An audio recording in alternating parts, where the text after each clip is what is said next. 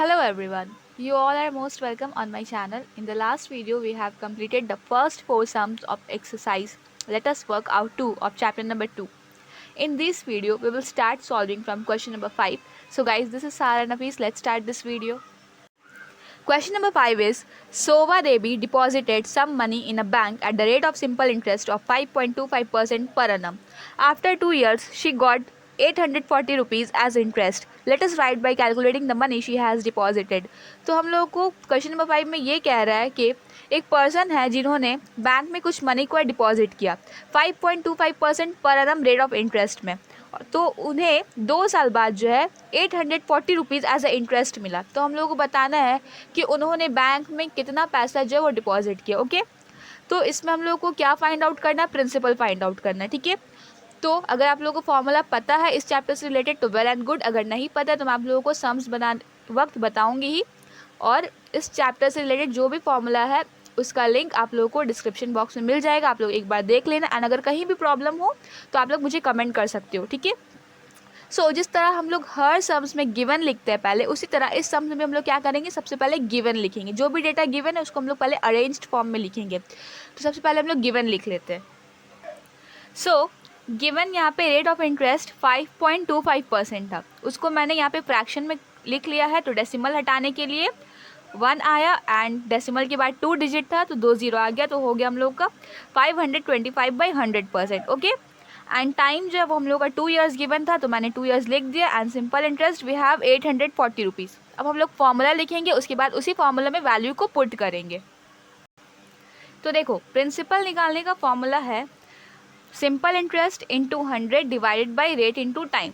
उसके बाद यहाँ पे मैंने वैल्यू पुट किया है, सिंपल इंटरेस्ट 840 था, 100 का 100, रेट हम लोग का आया था 525/100 एंड टाइम था 2। उसके बाद 840 इंटू 100 जैसे था वो एज इट इज़ लिख दिया मैंने, और यहाँ पे जो 100 नीचे था वो ऊपर चल गया। ठीक है, कन्वर्ट होकर ऊपर चल गया। उसके बाद नीचे में 525 बच गया, एंड यहाँ पे 2। उसके बाद जब मैंने रेड्यूस किया ये सबको, तो रेड्यूस करने के बाद हम लोग को 40 मिला, 2 मिला, एंड यहाँ पे मुझे 100 मिला। ठीक है, तो यहाँ पे 40 इंटू 2 हो गया 80, 80 इंटू 100 कितना हो गया 8000। ठीक है, देखो रेड्यूस मैंने किस तरह से किया, पहले यहाँ पे 525 को शॉर्ट किया, 105 हो गया, और यहाँ पे 20 हो गया। ठीक है, फिर 105 को 5 से फिर शॉर्ट किया मैंने, तो 21 यहाँ पे हो गया, एंड यहाँ पे 24 से हो गया। ठीक है, उसके बाद 21 1 ज़ा 21 एंड 21 4 ज़ा 21 40 ज़ा 840। उसके बाद यहाँ पे 2 1 ज़ा 2 2 ज़ा यहाँ पे शॉर्ट कर दिया मैंने। उसके बाद हम लोगों को क्या मिला, 40 into 2 into 100 is equals to 8000। तो वो जो पर्सन थी उन्होंने कितना बैंक में डिपॉजिट किया था, 8000। तो हम लोग को प्रिंसिपल कितना मिल गया, 8000। So therefore she has deposited 8000 in the bank. So question number 5 बहुत ईजी था, आप लोगों को समझ में आ गया होगा। Now let us C question number 6. Question number 6 is Gautam took a loan of some money from a cooperative bank for opening a poultry farm at the rate of simple interest of 12% per annum. Every month he has to repay 378 rupees as interest. Let us determine the loan amount taken by him. Question number 6 ये कह रहा है कि एक person है जिसने bank से कुछ लोन लिया for opening a poultry farm. ठीक है, पोल्ट्री फार्म को ओपन करने के लिए उसने लोन लिया, but that is none of our business. हम लोगों को इससे कोई लेना देना नहीं है, बट हम लोग को सिंपली डेटा देखना है। तो उसने लोन लिया 12% पर annum इंटरेस्ट में, और हर महीना उस लोन को पूरा करने के लिए वो 378 रुपीज़ एज अ इंटरेस्ट देता है। तो देखो यहाँ पे मंथली इंटरेस्ट दिया हुआ है, बट हम लोग को इंटरेस्ट जो है वो ईयरली चाहिए। तो मंथली इंटरेस्ट जितना भी दिया हुआ है पर मंथ का इंटरेस्ट, उसको हम लोग 12 से मल्टीप्लाई कर देंगे तो हम लोग को 1 साल का इंटरेस्ट मिल जाएगा। और जब 1 साल का इंटरेस्ट मिल जाएगा तो हम लोग टाइम को कितना कंसिडर कर लेंगे, 1 साल। ओके, तो हम लोग को ये बताना है कि उसने बैंक से कितना लोन लिया। अगेन सेम क्वेश्चन, हम लोग को इसमें भी क्या फाइंड आउट करना है, प्रिंसिपल। तो फिर से हम लोग एक बार अच्छे से गिवन लिख लेते हैं। ओके, तो देखो मैंने यहाँ पे गिवन लिखा, रेट कितना गिवन था 12%, और मंथली इंटरेस्ट कितना दिया हुआ था 378।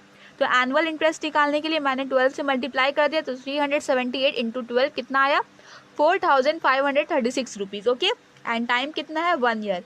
अगेन प्रिंसिपल निकालना है हम लोग को, तो मैंने यहाँ पे प्रिंसिपल का फॉर्मूला लिखा है SI into 100 divided by rate into time. ठीक है, अब मैं इसमें फॉर्मूला में जस्ट वैल्यू पुट करूँगी। ओके, देखो फिर मैंने वैल्यू पुट करके 3 से यहाँ पे कट किया है, 3 4 ज़ा 12, फिर 3 1 ज़ा 3, 3 5 ज़ा 15, 3 1 ज़ा 3 अगेन एंड 3 2 ज़ा 6। तो मुझे क्या मिला 1512।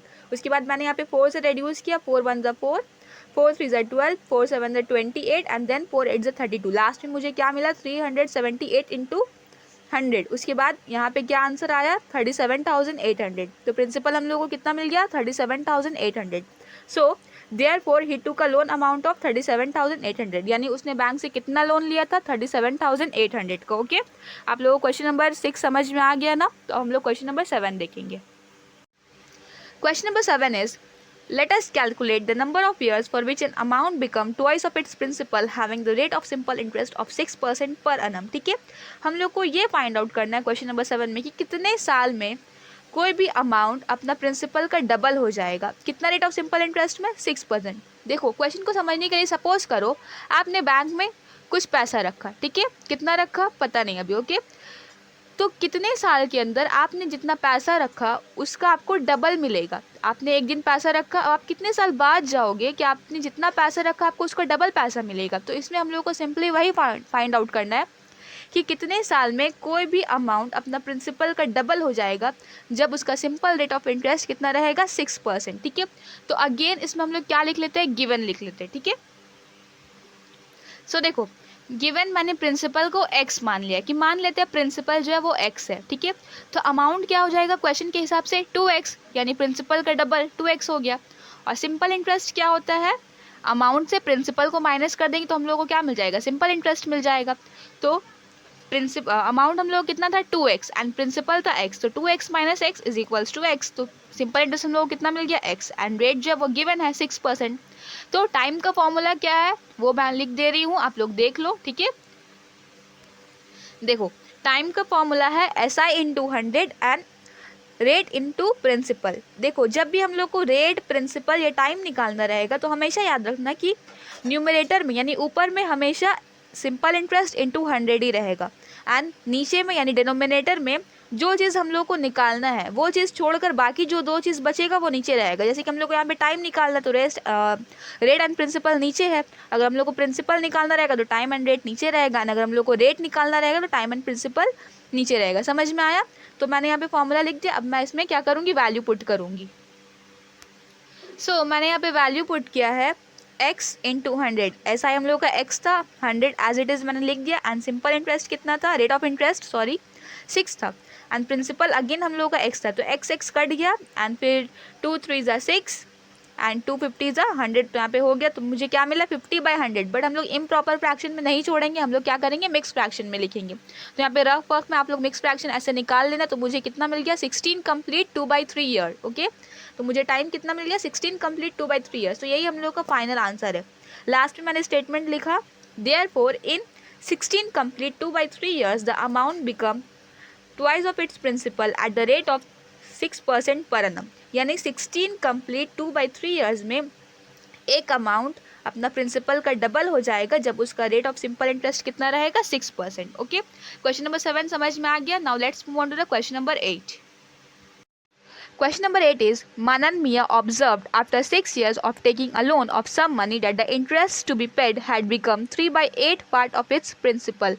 Let us determine the rate of simple interest per annum. Question ये कह रहा है कि एक पर्सन है जिसने बैंक से कुछ लोन लिया, ठीक है, तो 6 साल बाद उसने ये ऑब्जर्व किया कि उसने बैंक से जितना लोन लिया उसका 3/8 पार्ट उसने ऑलरेडी एज अ इंटरेस्ट पे कर दिया। तो हम लोग को ये बताना है कि कितना रेट ऑफ सिंपल इंटरेस्ट में उसने बैंक से लोन लिया था। ठीक है, तो सबसे पहले हम लोग फिर से गिवन लिख लेते हैं। सो देखो गिवन यहाँ पे प्रिंसिपल का एग्जैक्ट अमाउंट यहाँ पे गिवन नहीं था, तो मैंने प्रिंसिपल को क्या मान लिया, x मान लिया। ओके, टाइम यहाँ पे गिवन था 6 ईयर्स, तो मैंने एज इट इज 6 ईयर्स लिख दिया। उसके बाद सिंपल इंटरेस्ट क्या बोल रहा है कि प्रिंसिपल का 3/8 पार्ट हो जा रहा है, तो यानी 3/8 ऑफ x। ओके, तो क्या हो जाएगा 3/8x। ठीक है, उसके बाद गिवन लिखने के बाद हम लोग क्या करेंगे, अब हम लोग को निकालना है रेट ऑफ इंटरेस्ट। तो रेट ऑफ इंटरेस्ट का हम लोग को फॉर्मूला पता है, SI into 100 divided by principal into time, तो हम लोग उसको लिख देंगे। ओके, देखो मैंने यहाँ पे फॉर्मूला लिख दिया S I into 100 divided by principal into time. तो हम लोग का एस आई कितना था